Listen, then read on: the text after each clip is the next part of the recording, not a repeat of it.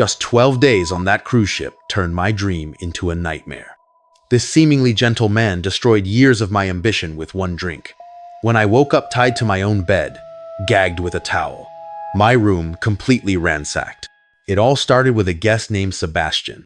This might sound a bit strange, but I've always dreamed of being a bartender on a cruise ship. Life at sea just feels so peaceful. Plus, I'm a total people person. The folks you meet on cruises always have the most fascinating stories. A few years back, I turned that dream into reality. I was a cheerful woman in my mid-20s with bartending experience. So I sailed through the interview. Royal Caribbean hired me and everything kicked off smoothly. I won't bore you with all the details, but the job meant tons of travel. The constant flow of people was intense, but that's exactly what I signed up for. This story happened during my third tour, a 1-2-night transatlantic cruise from Miami to Portugal and Spain. We were going to be at sea for 5 days straight. The upside was I'd finally be back in Europe. Maybe even get a week off to visit my home in León. Just to be clear, I know how to handle drunk, flirty guys. I always work the night shift, it comes with the territory, handsome or not. But on this cruise, one customer really stood out. This tall, good-looking man in his 30 seconds kept catching my attention. Night after night, he'd find a spot at my bar, sipping his drink slowly. We started talking about our lives, and he was always the last customer to leave. For the first time in a long time, I found myself looking forward to those late nights. When Sebastian would stick around, I could see there was something deep behind those light green eyes, a sad look etched on his face. On the third night, he finally opened up. His story was downright heartbreaking. He reluctantly shared about his troubled marriage, pausing a lot. His wife, Sasha, had been having an affair with his college best friend, Charles. He actually told me their full names, like he'd been waiting years to vent to someone. He said he boarded the cruise alone, hoping the ocean would help him forget. I really didn't know how to respond except to keep refilling his glass. The night before we were scheduled to dock in Punta del Gata, he expressed his gratitude. "You made this trip bearable," he admitted. "Let me buy you a drink to say thanks." This wasn't the first time a customer offered me a drink, but this time felt different. I felt a real connection with this man, and it seemed so unfair what he'd been through. I agreed. Normally I'd pour my own drink, but he insisted on doing it himself, saying it was the polite and fair thing to do. I should have kept things professional, but his insistence and obvious vulnerability won me over. Hesitantly, I agreed and invited him behind the bar. A decision that might have changed my life forever. He mixed the drink, his hand steady, and handed it to me with a faint, sad smile. The drink tasted fine, but within minutes, a heavy drowsiness took over. I tried to grip the edge of the bar for support, but everything went black. I didn't even have time to scream. When I woke up, the sight in front of me was terrifying. I was in my own room, but the place was wrecked like a tornado had torn through it. Panic rushed through me as I realized I was tied to my own bed with a towel shoved in my mouth. A wave of relief washed over me when I saw all my clothes were still on. An hour later, room service found me and set me free. A full day had passed. We were already sailing away from Punta del Gata. I was more angry than anything. How could I have been so naive? I fell for his charming act, and he took advantage of my compassionate nature. I doubted Sebastian was even his real name. My suite was completely trashed. My jewelry, phone, and personal stuff were all gone. The safe was wide open. Everything inside vanished. My suitcase was missing too. The cruise ship security team made a huge deal out of this. Not to the passengers, obviously, but among themselves. They checked the footage only to find the guy had disembarked early in Punta del Gata and never came back.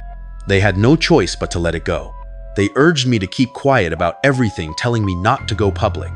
They offered me significant compensation and promised they'd track him down. After all, he must have used a passport to book the cruise. Weeks later, they updated me on what their search found. Since the cruise hadn't returned to the States, it was a nightmare trying to contact American police. Portugal was a bit more cooperative, running at least some kind of search. But even I knew there was no way Sebastian was still in Portugal. The United States eventually got involved, launching a full investigation. The identity that man had used was all real passport, real name, real address. They went to his supposed residence. The landlord told them Sebastian had moved out just over a month ago, leaving nothing behind. The landlord did have a personal phone number, but of course it was disconnected. The police looked for any property under his name, but found nothing. His criminal record was suspiciously clean. The guy had never even gotten a parking ticket. His previous employers all said the same thing. The only address and phone number they had were now dead ends. I was furious. They literally had his full identity. There must have been more they could do. I couldn't help but blame myself for this whole ordeal. You might think things ended there. You'd be very mistaken. I took an extended leave from Royal Caribbean, hoping to put the whole mess behind me. Unfortunately, the situation only got worse. About a month later, I received the first envelope. A blank envelope was left at my apartment with a single photo inside. It was me walking to my car after grocery shopping. I wanted to scream. A week later, I got the second one, a candid shot of me shopping at the mall. At first, I tried to ignore them, but they kept coming. Each photo felt like a taunt, a reminder that he was still out there watching me. I can't describe the terror I lived with. I was afraid to leave my house. I couldn't go to work, hang out with friends, or shop without constantly looking over my shoulder. After the sixth envelope, I went to the police. I know you might wonder why I didn't go after the first one. Honestly, I can't even explain it. The police weren't very helpful. I don't think they even knew what to do. But I wanted them to have a record of my case in case something worse happened. And that's exactly what did happen. One night, knocking sounds echoed against my bedroom window. I knew it was him. The police investigated, found nothing, and left me even more scared than before they came. I'd had enough. I moved apartments right after that, leaving no forwarding address, changing all my contact details and boosting my security as much as I could. Thankfully, I never heard from that man again. It's only been about 3 months though, so hopefully I'm not jinxing myself by sharing this. My best guess is he unlocked my phone while I was passed out, and that's how he stole all my information. The worst part of all this isn't everything that was stolen or even that my whole life was uprooted. The worst part is that I'll never want to work on a cruise ship again. I don't even know if I want to keep working as a bartender. It's insane how quickly a lifelong dream can turn into a nightmare. One forgotten drink at a Bahamas bar led to 72 hours of terror. When I tracked my stolen phone moving around the cruise ship, I thought my friend was playing a prank. Then the handwritten love letter appeared under my door, and the tracking dot followed me home to New Jersey. My name is Devin, and I'm a senior at Rowan University in South Jersey. My sorority sisters all call me Phi. Last summer, I went on a cruise to the Bahamas with a few close friends to relax. We had just turned 21, so our goal was to drink as much as possible and have a blast. After a semester filled with Greek life drama and academic stress, we all felt we deserved a treat. The group included Taylor, Messina, and Tylo. Taylor and I didn't always see eye to eye, and there was some tension between us. I always felt she was jealous of me because she never worked out and was always eating and drinking. But I was really tight with Tylo and Messina, so I thought the trip would be fine. We booked a Carnival cruise planning to visit several Bahamian islands before returning to New York. The ship first docked at Paradise Island. It didn't take long before the four of us were completely drunk at a bar, laughing and flirting with guys to get free drinks. Then Messina asked me to grab her a drink. I walked to the bar, ordered, and waited. When the drinks were ready, I wanted to take some selfies with her back at our table. I pulled out my phone and snapped a few pictures with our drinks. Just then, Tylo called Messina over. Drunk and excited, she skipped away, forgetting her drink at the bar, afraid someone might take it. I left my phone on the counter, grabbed her drink with one hand and mine with the other, carrying both back to the table. Soon after, we had to return to the ship. Not long after we left the port, I started frantically searching for my phone. I felt like such an idiot I had left it at the bar. I knew the trip was ruined and started crying hysterically. I took out my laptop and tried to track my phone. To my surprise, it wasn't on the island. The location showed it was somewhere on the ship. Though hard to pinpoint exactly, I felt relieved thinking someone had found it and turned it in. I rushed to Lost and Found, but they said no phone had been handed in. My bit of comfort vanished instantly. If someone had taken my phone, why weren't they planning to return it? I went back to my friends and cried some more. The next day, I tried not to think about it. But while I was on the deck, curiosity got the better of me, and I checked the location again. To my shock, the little dot was almost directly above me. I started looking around, but there were too many people. I told my friends, and they looked just as stunned, except Taylor, who seemed to be holding back a laugh. I started getting really annoyed. A few hours later, we were in the arcade at the stern of the ship. I took out my laptop again. Once more, my phone's location was practically right over my head. This time, I was furious. Whoever had my phone was following me around the ship. It had to be Taylor. I confronted her. showing her the evidence on my laptop. She insisted she had no idea how it happened, and said it wasn't her fault, blaming me for being too careless to keep track of my phone. We started yelling, and I said some harsh things. I demanded she empty her pockets and bag, but my phone wasn't there. She laughed and called me an idiot again, tears streaming down my face. I ran out. I spent the rest of the day locked in my room. The next 2 days passed quickly. I refused to hang out with Taylor and stayed by myself. In desperation, I randomly checked my phone's location. That night, when I returned to my room, I noticed an envelope slipped under the door. It was a handwritten letter. As I read it, I felt sick. A stranger named Bart Wojcinski claimed he had found my phone unlocked. He had gone through it, thought I was attractive, and wanted to confess his love for me. I was utterly disgusted. Some creep had full access to my phone and knew my room number. I reported it to cruise security, but they were useless. The good news was that loser Bart never contacted me again, and the cruise eventually ended. Taylor and I made up, and we went our separate ways.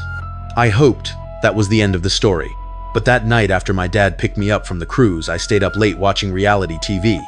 Then it hit me, why not check my phone's location right now? I opened my laptop, waited for it to load, and stared in shock. The little blue dot was showing directly above my house. Chills ran down my spine. I screamed, waking up my whole family. My dad rushed into my room, understood what was happening, and sprinted outside barefoot, holding his shotgun. I followed close behind. Dad fired a shot into the air and yelled at the top of his lungs. Just then, a man jumped over the fence on our side of the house and sprinted down the street. Dad hesitated and decided not to chase him. I was terrified. Dad and I went around to the back of the house. The scene was chilling. One of Dad's ladders was leaning against the side of the house right under my bedroom window. Even worse, the small wooden latch above the window was almost completely sawed through. A few minutes later, and he could have opened the window. If I had gone to sleep instead of checking my location one last time, I might not be here to tell this story. We called the police, but nothing happened for nearly 2 weeks. I still have trouble sleeping knowing some creep has all my information. My photos, my name, my contacts, my address. The phone has been deactivated, but I can only imagine what kind of data he saved. 9 years after my husband's death, I saw him again in Greece. Not my Antonio, but a man who shared his name, his face, and the exact date of his death. The police told me he drowned a month earlier. So, who was stalking me across 4 cities? My name is Shelby. My late husband Antonio was the best thing that ever happened to me. He passed away in a motorcycle accident exactly 9 years ago, on the 29th of April 2016. What I'm about to share is something I've kept buried in my mind all this time, but I think I'm finally ready to talk about it. Antonio and I both grew up in Italy. He always dreamed of traveling to Greece, but we kept putting it off. Not taking time off work to go with him is one of my biggest regrets. In the spring of 2018, I finally made up my mind to take the trip he had always talked about on my own. I was 36 with no kids. Traveling completely alone made me a little uneasy, so I signed up for a Best of Greece cruise tour. I knew this was something Antonio would have wanted me to do. I tried to get myself excited, but the whole journey felt clouded in sadness. Nothing felt right without him by my side. To be honest, I might have had a bit too much to drink on the first night after leaving Athens. After a day in Santorini, I found myself downing one martini after another at some bar whose name I can't remember. That's when I noticed him across the room. A man around 40 years old, with long, straight hair and a scruffy beard. Not bad looking, but his gaze was unsettling. At first, I didn't think much of it, but after our eyes met a few times, I started feeling uneasy. The way he stared at me was disturbing. Not flirty or charming at all. It was like he was trying to burn a hole through my face with his eyes. I chugged what must have been my 8th drink, paid the bill, and hurried back to the pier. That night, my memory of the man slowly faded. The next stop was Ephesus. My routine remained the same, drinking way more than I should have. Aside from some guilt, everything was fine. Next was Mykonos. No surprise, as evening approached, I found myself sitting alone at an outdoor bar again. And then, I saw him once more. A man leaning against a streetlight with his arms crossed. I squinted, thinking my eyes were playing tricks on me, but there was no doubt it was the same man from Santorini. He was too far away for me to tell if he was looking directly at me, but his head was tilted in my direction. Strangely, he was wearing the exact same outfit. A wave of discomfort washed over me. Was I being stalked? My palms grew sweaty. I nervously wiped them on my dress and looked down, trying to avoid his gaze. But even from that distance, I could feel his presence. I couldn't help but glance up again. He was gone. You might think I'd feel relieved, but instead I grew even more anxious. I frantically looked around to see if he had moved closer. Walking back to the ship alone didn't feel safe, so I approached a couple who were about to leave, made some small talk and walked back with them. That night, instead of going straight to my room, I decided to wander around the ship, hoping to run into that strange man. After searching the entire vessel, I gave up around midnight. The next morning, I got off at Volos, determined to solve this mystery. I didn't go into the city, but waited by the gangway. I watched painfully as person after person disembarked. I didn't miss a single one, but he wasn't among them. Frustrated, I returned to the ship. Thessaloniki was the last stop. I had to accept that staying on board would mean wasting my vacation. Reluctantly, I went ashore. Feeling superstitious, I thought it best to avoid bars and alcohol this time. So I strolled through the streets admiring the architecture. And then, as if on cue, there he was again. A few blocks away, standing in the middle of the road with his arms at his sides. This time, instead of fear, I felt a surge of adrenaline-fueled courage. I shouted at him and started walking toward him. He didn't acknowledge me, instead he turned and ran. It was bizarre. He rounded a corner and I chased after him. I reached the corner just in time to see him dart down another street. I sprinted after him, but when I turned the same corner, he was gone. Nowhere to be seen, as if he had vanished into thin air. I couldn't sleep that night. After returning home, the image of that man lingered in my mind. I opened my laptop and started researching. I didn't know what to look for, but I stumbled upon some missing persons notices. I scrolled through page after page, and then I found something. In the middle of the page was a missing person notice, and the man in the photo looked almost identical to the one who had been following me. I stared, frozen in shock. But what was even more disturbing was his name. He shared the same first name as my Antonio. It felt like a cruel coincidence. The first thing I did was call the police to report my sightings. The operator thanked me and put me on hold. A few minutes later, she asked if I was absolutely certain about what I had seen. I told her yes. After an uncomfortable pause, she went on to say that they had actually closed the case a little over a month ago. Apparently, he had been found dead in a boating accident off the coast of Paga, Greece. But what sent chills down my spine was the date of his confirmed death. It was the exact same month and day my husband had passed just 2 years later. I hung up the phone, trembling. I don't think I've ever been more terrified. I started feeling dizzy, wondering if I was going crazy. Maybe it was all in my head. Suddenly, another realization hit me. The only city where I hadn't seen him, Ephesus, is actually in Turkey, not Greece. I don't believe in the paranormal, but I spent hours trying to make sense of what I had seen. None of the conclusions I reached felt convincing. Last summer, my niece, Maria, got married in Athens. I had no choice but to go. And like clockwork, he appeared again. This time, I only caught a glimpse of him, wearing that same outfit, standing by the bar with his head turned toward me. To be completely honest, there were so many drunk people around. It might have been my imagination. Either way, I vowed never to set foot in Greece again.